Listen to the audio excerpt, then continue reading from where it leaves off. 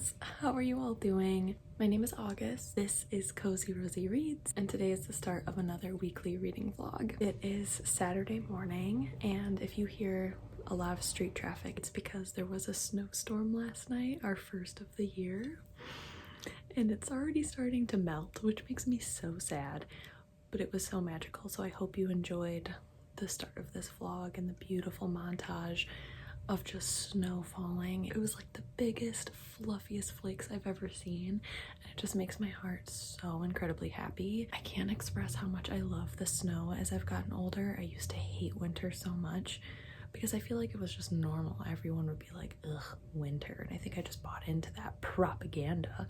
But now I love snow. I love winter. I think it is so beautiful and quiet. It just makes me feel so happy and good. So it's Saturday morning, and today is my official blocked off one Saturday of the month, one day of the month that I give to myself, so my partner and I can have a date day. I am so excited for today. We have tossed around a few ideas of what we wanted to do. We always want to make it somewhat special and not just completely veg out at home. We do want it to be like a fun date day, but because of the weather and stuff, we thought it would be the perfect opportunity to rearrange our entire living room today in order to put up our Christmas tree, because we officially have the first snow. I know it's not Thanksgiving, but for us and people who live in Michigan who might relate to this, or if you just live anywhere that snows, seasonal depression is real and Christmas lights really do help. So we're gonna put up our Christmas tree, and I would love to take you all along with that because this will be my first time showing off our Christmas decor on this channel since I started this channel in January. So I'm just really excited. That's kind of like the main thing on our roster for today. Let's talk about some reading updates. So I did start this book in my last week's reading vlog, so I will go ahead and link that down below if you're interested, although that vlog is very long and I barely talk about this book. But I am now happy to say, look at how far I am. I am on page 333, which is actually a very lucky number for me. So that's very cool. I am having so much fun with this. We are really picking things up. Obviously, we're kind of nearing the end here. I only have like 120 pages left, so I will absolutely be finishing this during this week's reading vlog, and then I can start on something else. But this has just... ooh, so many things happened. There was an absolutely disgusting murder scene in here. So let me backtrack a second about what this is about, because I didn't really do a super great job during my reading vlog because I only got like 100 pages in for that video. But this is The Snowman by Jo Nesbø, and I forgot to mention it is translated from Norwegian by Don Bartlett. So this is a book in the Harry Hole detective series. That is his name. The detective is named Harry Hole, and every time it's mentioned in here, like, my inner child is laughing so hard. And I don't really know what book in the series this is. You do kind of start off like not really understanding who these characters are or what kind of cases they're referencing, since it is a detective series, but we kind of open up with a flashback to the 1980s when this serial killer called the Snowman first arrives into Oslo and in Norway. And basically their MO and their trademark or signature that they leave after murdering somebody is to leave a snowman where they were killed. And our protagonist Harry definitely sees a connection between these snowmen and murders and is trying to launch this investigation team into a serial killer that's maybe been going on for like 10 years that they just haven't figured out has similarities between victims because they're all just missing persons cases. There are just no bodies found. The year is 2004 that we're reading from. Another murder has happened, but they're trying to prove it's a murder just because it just becomes a missing persons case. There are just no leads, there is nothing to find, but there is just a snowman left in front of this person's house that's been missing. And the family members who live in that house of the missing person are like, we didn't build it, we don't know who built it. There are a lot of side characters in here as well, a part of Harry's detective team that you get to know. You also follow Harry's personal life as he's really struggling with his sobriety. The male gaze is very strong. As I talked about in my last reading vlog, the male gaze is very, very strong. It's sickening. I really hate it, but the plot itself is intriguing enough for me to want to finish this book. It hasn't been so bad that I want to DNF it entirely, but every time I see it I just cringe, I groan, I roll my eyes, I'm just pissed off. It's just gross. I really hate the male gaze in this. It's very, very strong. But yeah, things are happening. They have a main 2 suspects for things, and I kind of called one of them. As soon as this one character was introduced, I was like, yeah, they have something to do with this. I know it. And then we're throwing a bunch of red herrings, and now in the last, 120 pages of the book, I'm curious to see if the track we're on is still the track, or if there's gonna be a bigger unraveling as we pull on this thread that Harry has finally discovered. I've just had inklings and thoughts of like, yeah, I'm pretty sure this is the person. So I'm gonna be a little disappointed if I figured it out, but I'm curious to see not just the figuring out, but the why behind it. And I'm hoping that that will wow me. So I'm really excited to finish this and to let you all know my final thoughts. And then we can start another book. It's going to be so much fun. And I do have to say, I just really love the atmosphere in this book. It does take place in November, the first snowfall of the year in Norway, and it's just so cool. And they're doing all this traveling to small Norwegian towns and islands and cabins, and love the atmosphere so much. There's something about Scandinavian literature that I just absolutely love. I love it. I love translated works. I love thrillers in the wintertime when it's snowing out. It hits different, especially if the book itself takes place during winter. I don't know, it's just, for the past 3 years, I just love reading winter thrillers in winter, and like just being very intentional with the books I pick up in the winter for that reason, and I'm just loving it. So we shall see how the rest of this goes. Thank you all so incredibly much for being here. I'm so excited for this reading vlog. I hope you're all doing well, and I will check in with you all a little bit later. Cheers!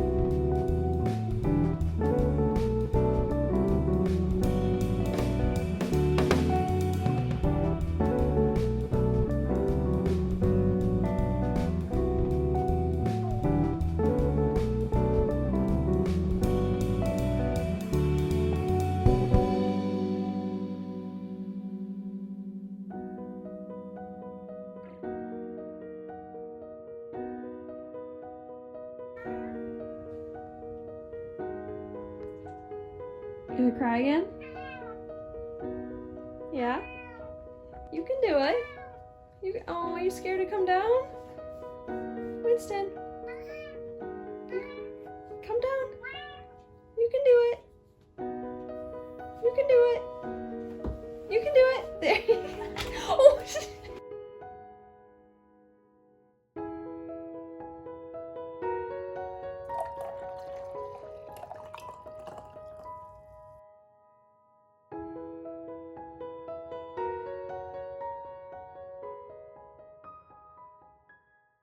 Good morning, dear friends. It is Sunday morning. I have a very, very hot cup of coffee here because yesterday while out shopping, my partner and I decided to get a brand new coffee maker, and I forgot because we've been using the same coffee maker for years that like hot coffee exists. It stayed hot overnight. I brew my coffee the night before because I am psychotic and I am so crabby without coffee like the first thing in the morning. Like I just need to immediately wake up and pour coffee, get into it. But now it sucks because I can't drink it. My other coffee maker would at least go back down to like room temp. So that's how bad that coffee maker was. So I can't drink this yet. I have so much to update you all on. So much. Yesterday was so wonderful, and I feel like it was just so well deserved to have a day with my partner to do domestic partnership shit. Like, we have such opposite schedules that we don't do domestic household things together. Like, we completely rearranged this living room for Christmas so we could put our Christmas tree up. So that took several hours, and then we also went shopping together. Like, we went to Target. I don't remember the last time my partner and I like went to a store together just to like walk around and window shop and like, oh, should we get this for the house? That kind of stuff. And I feel like that's what a lot of partners do on Saturday mornings because it was packed. I'm just not used to, we have such opposite schedules that we don't do that normal couple stuff of just like, let's go to the grocery store together. So that just like fueled my heart. Fueled, I guess. Yeah, it's stuff like that that I'm like, wow, I do miss that, having that in our relationship. Like, that's something that I would love to make time for. It's just very cozy. It just really does something for me. So it was just really, really nice.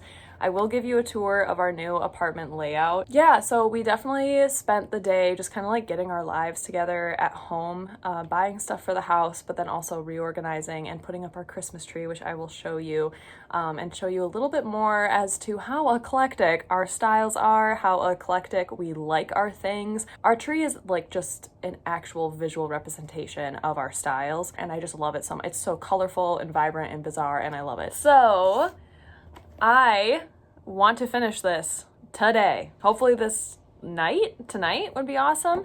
I am currently on page 354, start of chapter 30 in the Snowman. And I didn't get to read a whole lot yesterday. I am really enjoying this. I'm curious to see how things wrap up because I do think that my prediction came true. So we shall see. My partner and I have decided that once I finish this book, though, we are going to watch the movie because I have heard that it's atrocious. And I really want to watch a shitty bad movie. And I feel like this is going to be it. And then my partner was like, yeah, we can watch it and then you can tell me how awful it was in comparison to the book. And I was like, that is my favorite thing to do. So thank you. So let me give you a quick little tour. Okay, here is our apartment. New setup. So before, this couch, look at little Umi. This couch, we call it the bed couch. It's actually a futon with like two futons pushed together, was over here, and the TV was over here. So we do have this, you might recognize this. So this was all on this other side. So let me show you some Christmas decor. So I showed this one yesterday in that montage, but this was something we picked up like not during Christmas season. I think we got it in the summer. It feels a little haunted to me. Like, we just find it so funny, but it's so cute. Like, look at that little miniature cup of milk and the little letter. It's so cute. Then we have the big Papa Santa. I love this one so much. The celestial, like, details on this. He is just so cool. Like, the details on this. Look at the moon in his backpack, the scrolls, little moon on his sleeves. He is so cool. So he is kind of the owner of this dominion. Like, look at him. He's ruling this land. And that Santa came with this one, which is, we call him the fruit punch Santa. I don't really know what's going on, but he's just serving us some fruit punch. I just love the details and the colors of these guys. They're so cool. When I found it, it actually came with a set of 12 figurines like this. And they wouldn't let me just buy the two that I wanted, so I had to buy the whole set. So I came over to my parents' house and I was like, pick what you want, take them home with you. And then I donated the rest, but I just think we just saved these two and they're my favorite. And then here is a little bit more of a close-up of our tree. Every year we put these skeletons on top. We call it us, that's just me and Alec, every year since I got this tree. Fun fact, this tree was found used at Goodwill for like $9. It's been with us for like 3 or 4 years now. Love it. So my family had a tradition when I was growing up as a kid, which I love. Like, I don't plan on having offspring, but if I do, I would totally do this, where every year you got to pick out an ornament for yourself for Christmas. So over the years, like, this was one, This was one. This was one. So when I was a kid, I could just like pick out what I wanted, one a year. This was one. I love this candy one. This was my 7th grade one, and it's just amazing like looking back and unpacking all of these, like how I can still remember the year that I found them and picked them out. I got this one my 6th grade year when I started playing cello. So it's just such a fun memory thing for us. And then my partner and I wanted to keep that kind of going. So every year when we go on a vacation, we get an ornament from where we went. So that's from Saugatuck when we did just a Michigan vacation. This is from the UP, the Upper Peninsula of Michigan. It lights up, which is really cool. This one is from when we went to North Dakota. This one is when we went to Cozumel, Mexico. And it's just such a fun thing for us. Like, we just find ornaments while we're out traveling and add it to the tree. So it's very eclectic. Oh my gosh, I gotta show you this one. This one is my favorite. Look at him, he's so cool. Also, my partner and I have always joked that ever since we started dating, he is a fox and I am a deer. So that's probably why you see so many deer and fox ornaments on here. So we call that us as well. So yeah, and then one year we didn't go on a vacation, so we just got this one. Let's stay home, because we didn't go on any vacations or do anything or travel. So yeah, that is our tree. It is eclectic. It has so many memories for me. This is when I visited Snoqualmie Falls in Washington with my mom, where Twin Peaks was filmed, and so I had to get that one for myself too. So yeah, they're just so many fun ones. These ones were all gifted to me from like my grandma. So very different style, but I still absolutely love them. I'm gonna go ahead and hop into some work. Check in with you all a little bit later.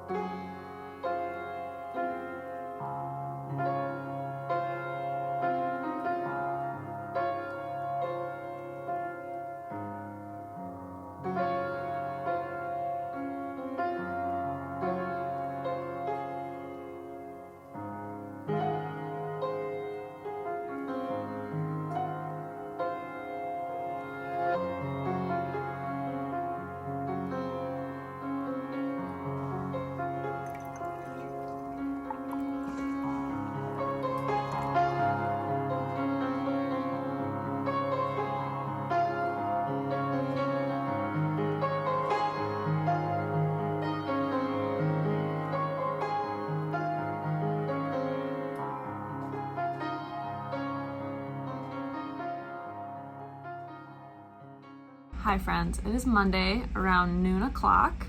If you hear a lot of background noise, it's because my computer is importing a bunch of files that I'm editing and it sounds like a rocket ship is about to go, and then I also have my space heater on because it's absolutely freezing. The luxury and power of having electricity. Boy, am I grateful. Yesterday was so nice. It was honestly one of the most perfect days that I've had in a really long time. Like, in between doing like work and then doing something for myself and resting, I got so much done.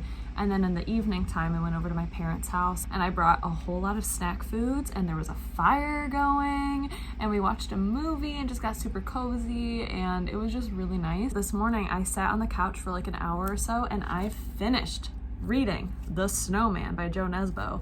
I finished this honker and it was so much fun. Male gaze definitely left for a little bit and it would come back.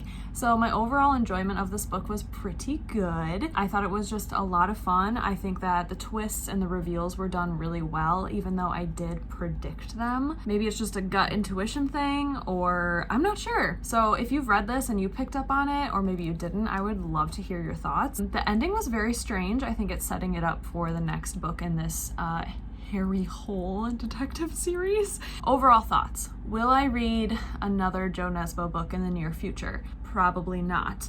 Did I enjoy it? Yes. Would I recommend it? I don't know.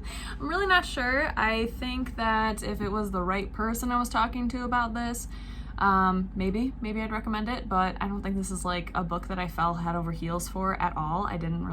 Wasn't super wowed by it, but was it fun? Yes, it was very much fun. I don't really have much more to say or to add. There were a few sentences in here that I did end up highlighting just because I thought they were really quite beautiful and the writing kind of swept me away a little bit. But for the most part, this is just very plot driven, very character driven, a lot of murder mystery, a lot of gruesome things, very disgusting. Yeah, very linear storytelling. It did have a few bounces between 2004 when it takes place in the 1980s, which I thought was interesting. I don't really have any bigger criticisms to make with this book, other than it was just a really fun thriller. On Goodreads, I marked it as read. I chatted about this in my autumnal wrap-up, like I'm back video, that kind of moving forward, I'm really not going to be giving books ratings on Goodreads. And I think my only exception to that is when I absolutely love a book and it's like 4 or 5 stars, or if it's like incredibly bad and offensive and awful and it deserves a super low rating.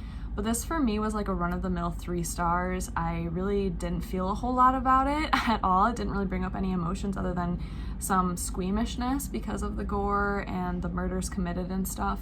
So I'm just not going to give things ratings on Goodreads unless, I absolutely love it, or I can give it a low rating and really justify that low rating. I just don't feel good about giving books ratings on Goodreads anymore. Like I don't know. I don't really feel good about it. It's all going to be on vlogs and reading wrap-ups where I can like further talk about my feelings and thoughts on books.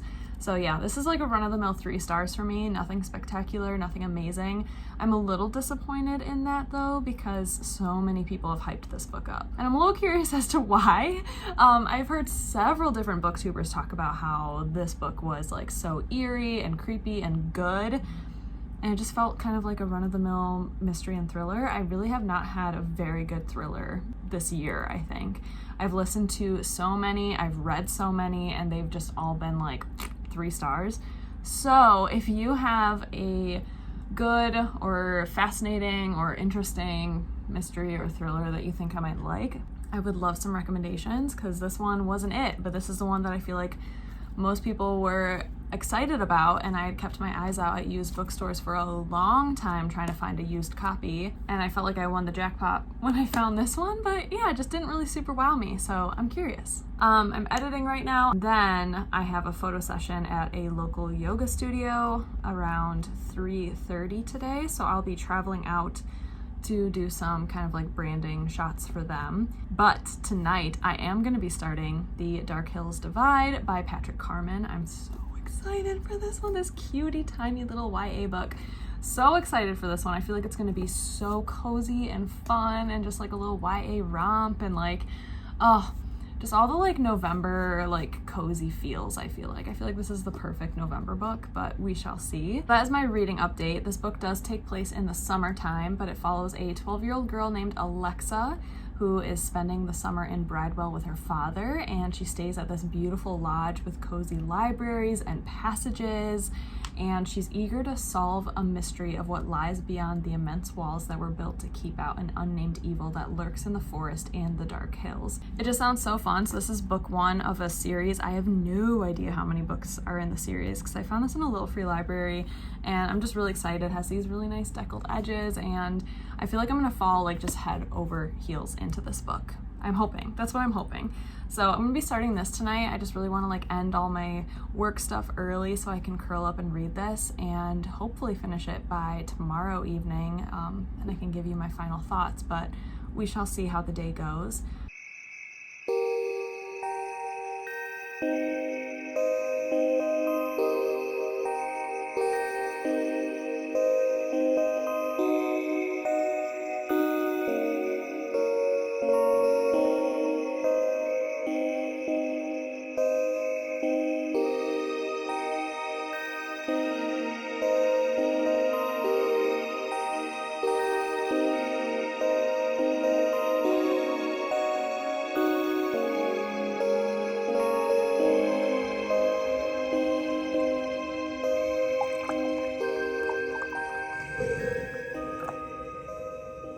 Good morning, friends. It is about 7:30 on Tuesday morning. I did start reading The Dark Hills Divide.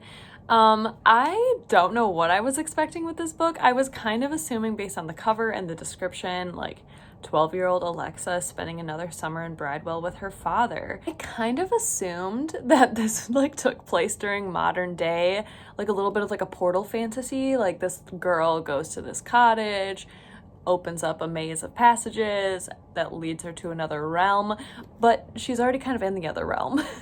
At least from what I'm gathering, I made it 12 pages in before I absolutely crashed and fell asleep. I don't know what I was expecting, but it was not this. All of a sudden they're like talking about how her father is this mayor of this town called Lathbury, and they're in this horse and carriage and they're traveling to Bridewell. And the start of part 1 here, the first chapter, so it's written in first person, and it's talking about like my companion was talking to me and the companion led her to this wall, and then he like started saying this like rhyme fable thing, which was actually really cool.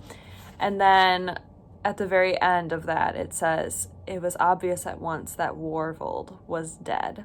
I feel like I went to class.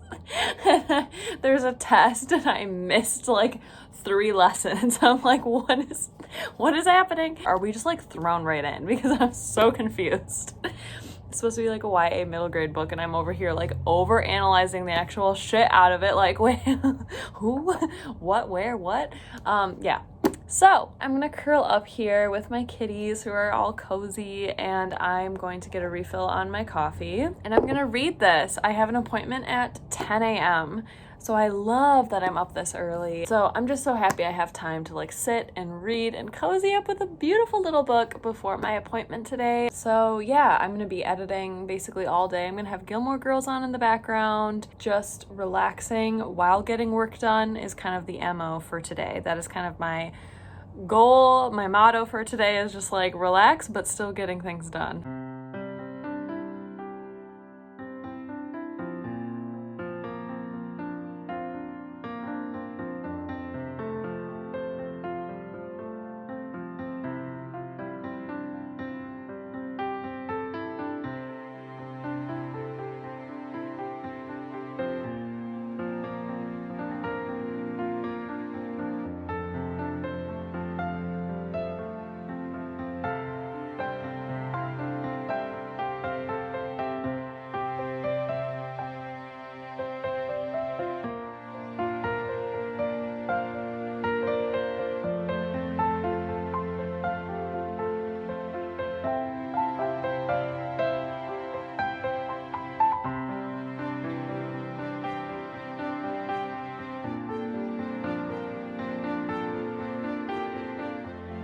Hello, beautiful friends.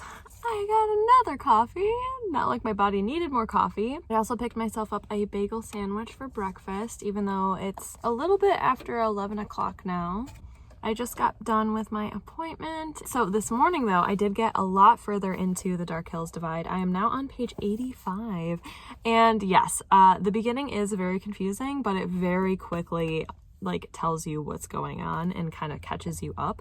So I wasn't lost for that much longer after I updated you all. I would say like by page like 25, you understand what's happening. So yeah, we're following this young girl named Alexa, and her father is a ruler of one of these cities that is actually, their entire world basically is surrounded by these walls, very tall brick walls.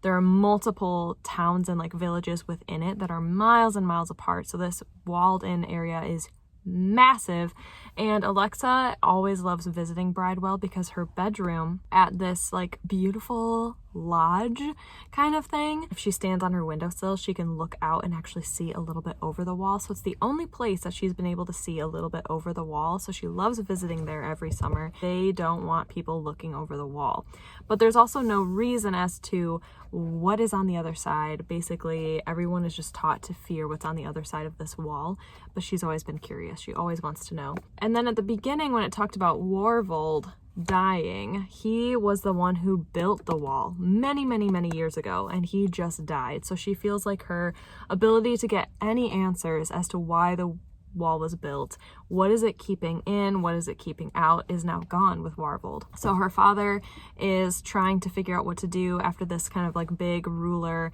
is now deceased. So he is kind of traveling a little bit more. She spends so much time in this library, and the descriptions of this library and the cats that are in it, like this is so cozy magical. I'm a little upset that it takes place during summer and they talk about how hot it is, because I feel like this is just supposed to be an autumnal book. Like its setting should just be in autumn, but it's okay. I'm just really enjoying it, and at the part that I am at, she has actually found a way to get to the other side of the wall. Things are happening. She has met a very interesting character on the other side of the wall and is just thrust into adventures and exploration on the other side of the wall. So I'm absolutely loving this. I'm gonna go ahead, get inside, potentially get back into my cozy clothes. Let's go ahead and enjoy some breakfast.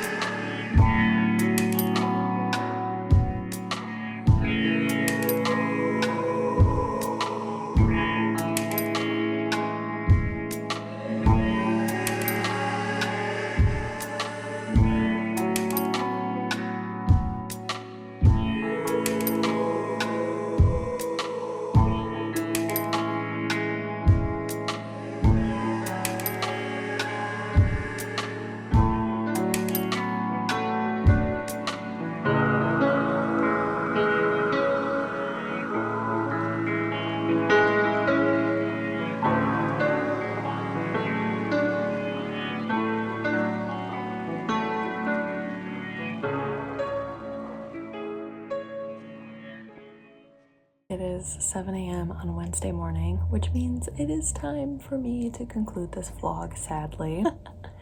Hello. Good morning, sweetie. I am covered in cats. Look at everyone here. Hello. I did pick up Dark Hills Divide. I don't think I read much at all before I actually fell asleep. I got to page 99, almost at the 100-page mark, but I am going to leave you all here, and then hopefully by the time I start my next vlog this upcoming Saturday, I will be done with this. So if you want to hear my final thoughts on it, definitely stay tuned for my November wrap-up at the end of the month. I do have to say I'm enjoying this so much. It is so much fun. I think it's written really well. It's accessible but still beautiful. It paints such a beautiful world and language and descriptions. Yeah, there's just such a beautiful visual element with the way that this book is written. It's just so cozy and adventurous and fun, and you get a really good sense of like who Alexa is without it feeling like a trope. And I just really like that, specifically in YA books. Typically YA, it's like, oh, this is fun, but maybe the writing isn't really clicking with me, or oh, this is fun, but the characters feel very two-dimensional. But this is just a lot of fun, and I think it's actually written really well. It's super engaging, really fun, adventurous, basically everything I feel like I've been looking for in a YA book. And right now it definitely has some elements of, you know, fantasy or even like historical fantasy, but it doesn't feel so otherworldly. It doesn't feel like a huge magic system. It doesn't feel confusing. It doesn't really talk about fantastical, magical things at all. Right now it's just a lot of like secret hidden passageways and this really interesting world that is set up in this giant walled-in area and exploring outside of it. So I'm just really enjoying this, so I'm really excited to finish it and then let you all know my final thoughts. Thank you all so incredibly much for being here. I hope you enjoyed this vlog. I really appreciate you staying tuned, and I would love to know your thoughts, and I will see you all again very soon for my next video. Stay cozy, my friends. Bye!